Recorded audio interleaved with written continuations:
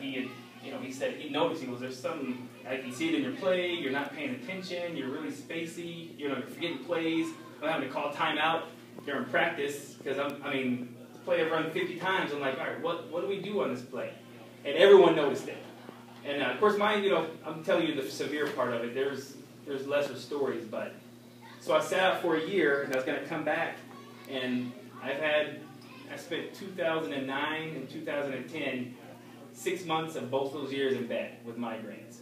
And I'm working at UCSF now, and I've contacted the NFL, and they obviously gave me a grant to do research on the whole the concussion thing.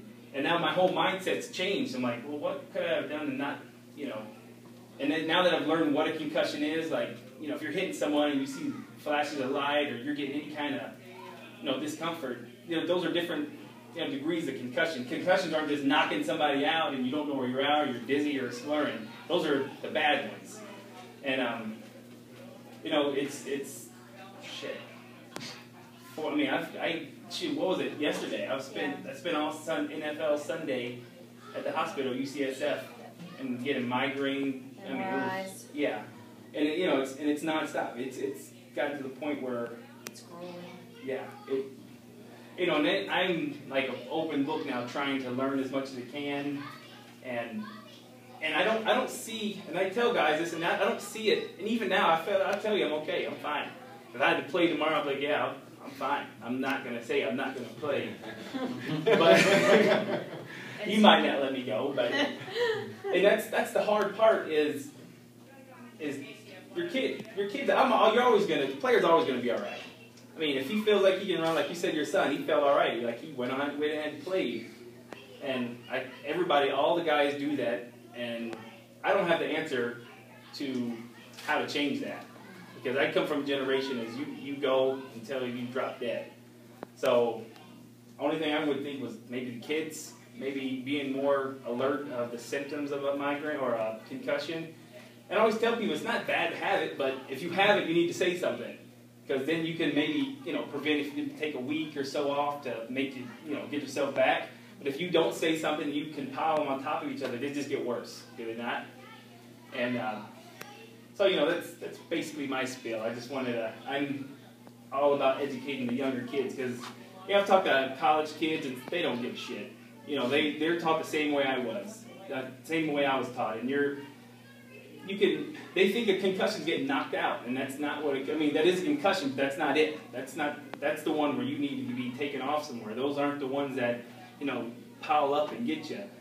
And, I don't know, now going through what I'm going through, anything I can learn or reach out to help someone is a big thing for me, because like I said, I was on the complete opposite of this, 4 years ago. So I think it's pretty cool you guys are teaching your kid at this age to recognize things, because it'll get you. I'm 33, and I've had these problems for 3 years now, and Did anybody ever talk to you about it? Like you're doing not really, ever? Not really. No, never. No one ever.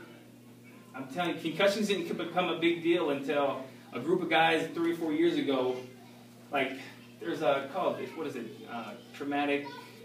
CTE, chronic CTE. Traumatic encephalopathy. A group of guys, that happens, when you're playing, you always know it happens in the older guys in their 60s, and now it's starting to happen in guys in their late 30s and their 40s, and it's starting to become more of a thing, and, that got to the NFL, now they're starting to make a big deal of it. Even my whole time I was playing, they would have told you nothing for knocking somebody out. They've made a lot of rule changes in the special teams and the head, trying to keep people off each other's heads. So, they are trying to make a difference. It's going to be a hard fight. It's going to be a hard fight because there's a toughness, there's a competitive thing behind it. And, I've seen guys break their legs or tear their knees and, oh yeah, I'm good. It's like, oh, you can't even walk. How are you good? And they'll go back and try to play. And especially when it's something you can see, it's easier for a trainer or for a mom or dad to be like, all right, you need to sit down. But like you said, your son, he was pretty bad, and he felt fine 15 minutes later. Because they don't always put you out for the whole time. You can get your bell rung and get up and be like, all right, I'm good. So, well, that's pretty much nice. That's excellent.